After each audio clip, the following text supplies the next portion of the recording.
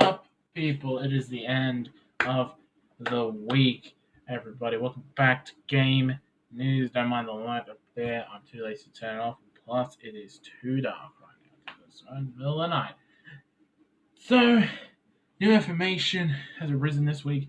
This week was a big goddamn week. The PlayStation 5 was officially revealed. So I'll be giving you out my opinions on what I think is better, the PlayStation 5 or the Xbox Series X. Now, this is, don't mind if you hear the dogs barking, which is annoying as well. Um, and also there have been some new Last of Us 2 stuff. It's coming out in like next week. Next week it's coming out. I'm gonna start my Let's Play next week.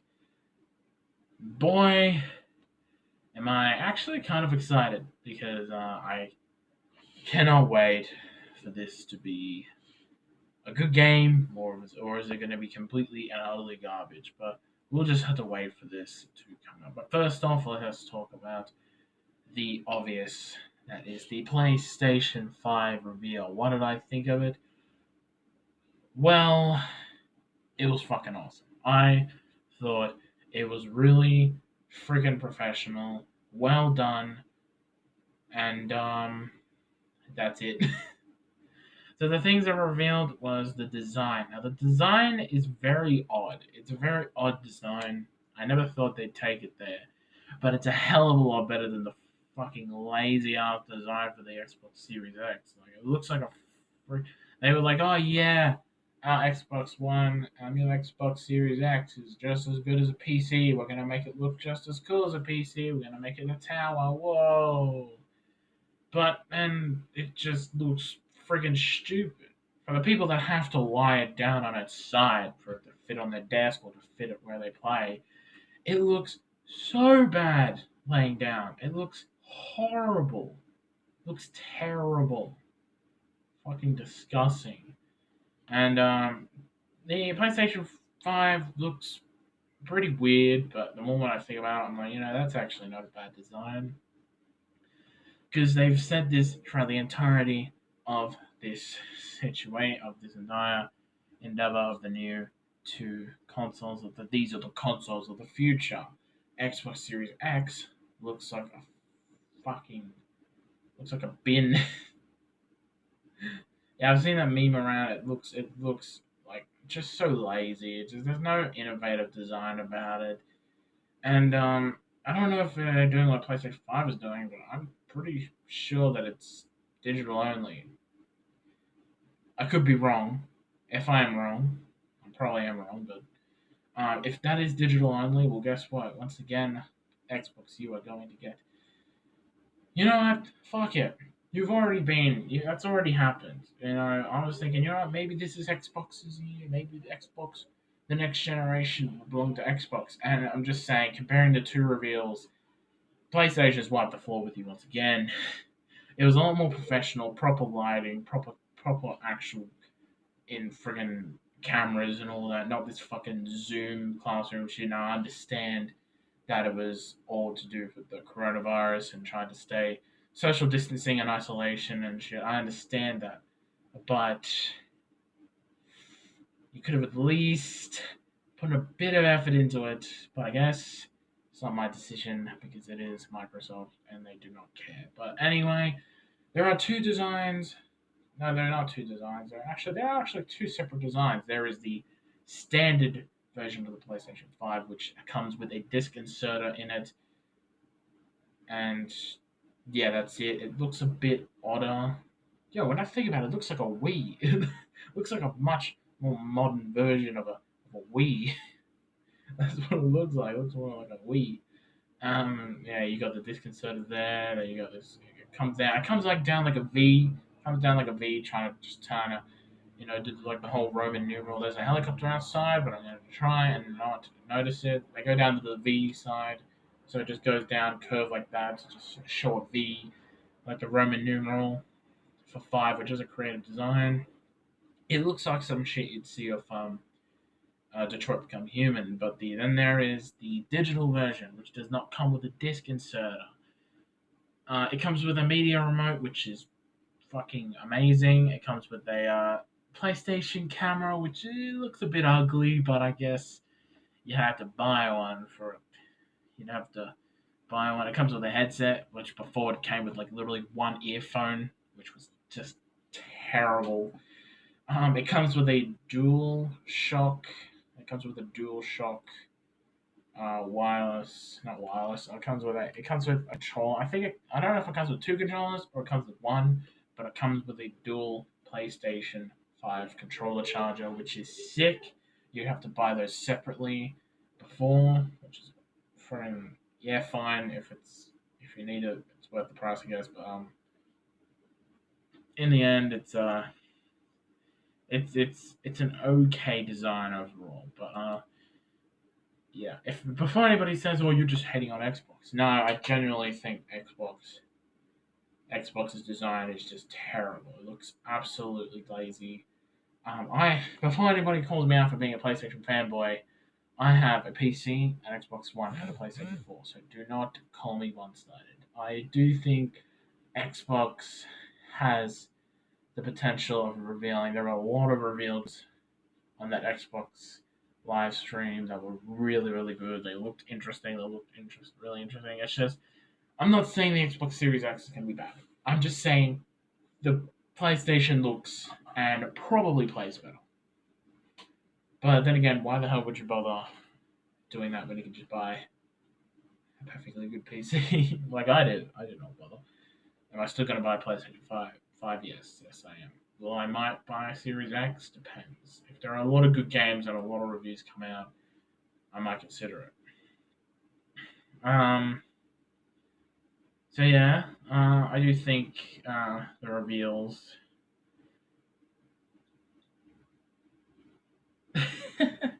Oh, I lost my footing there. Shit. Um. So now on to more pressing matters. The review copies for The Last of Us Part Two have been released. People are talking about it. People are giving their scores, and I'm gobsmacked. I'm absolutely gobsmacked. People are high scoring this game left, right, and center. They are just absolutely praising it. And search a review of Metacritic. The first review I watched was from our founders, IGN. Now, if you guys do not know, I hate IGN because IGN is a unresponsive, unethical, and completely unreliable source of information. Why? It's because there are a lot of people in IGN. The reason why I like Angry Joe or many other reviewers on YouTube is because it's literally one person reviewing it. You know this is this person's opinion, and you trust their opinion. IGN, it's a group of people each doing one review at a time. So here on Metacritic, they give it a 96. 96. A 96.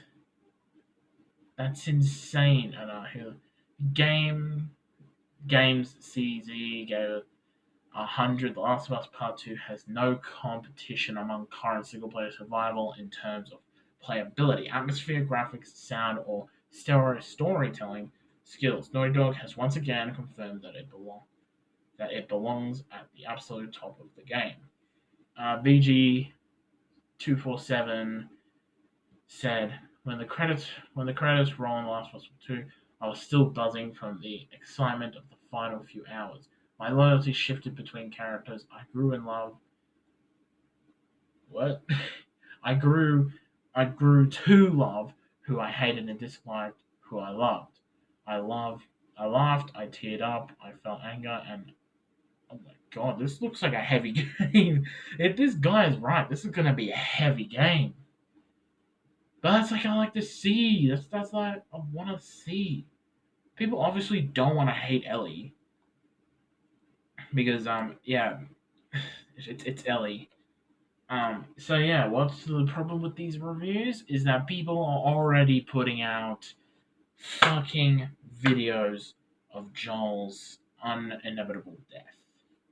And I don't think it's fair for people to judge the game on that. I sound biased. Am I biased? Was that a bias? I haven't watched that video. Maybe I should have watched it before I made this.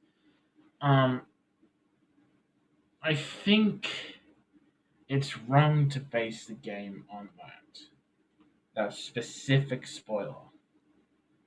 Um, I just think it's wrong. Was it a bad choice when it comes to the storytelling? Hell yes. It's happened before. It's nothing new. Game of Thrones, pretty obvious one. Star Wars, another pretty obvious one. These all made terrible decisions when it comes to storytelling, and is what escalated the downfall of their franchises. Another review, Power Unlimited. It seems like there has never been so much thought put in to a video game such as The Last of Us Part Two.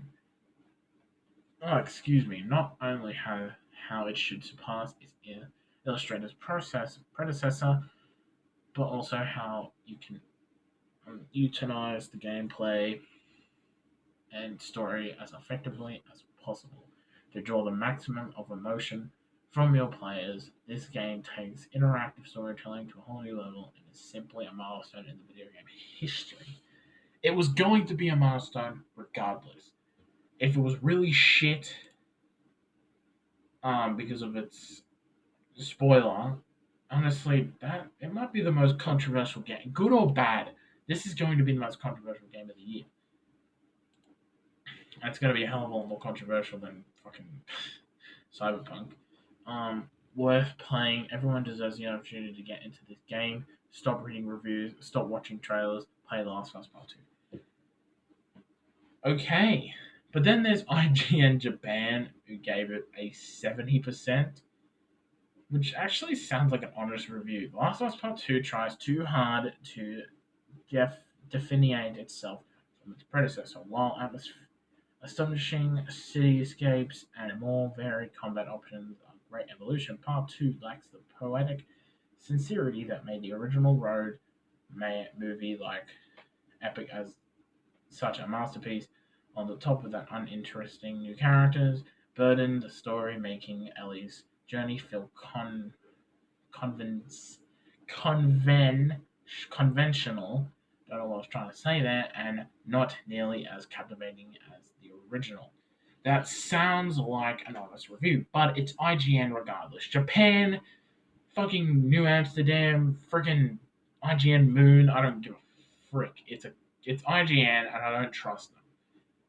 All the other reviews, they're not saying much negative about it, which is kind of concerning because like your love for a game can definitely do down the negatives. Like my love for Skyrim does blind me from some of the negatives. It's a glitchy game. Sometimes it is very glitchy. It's a very glitchy game, and it's just not that long.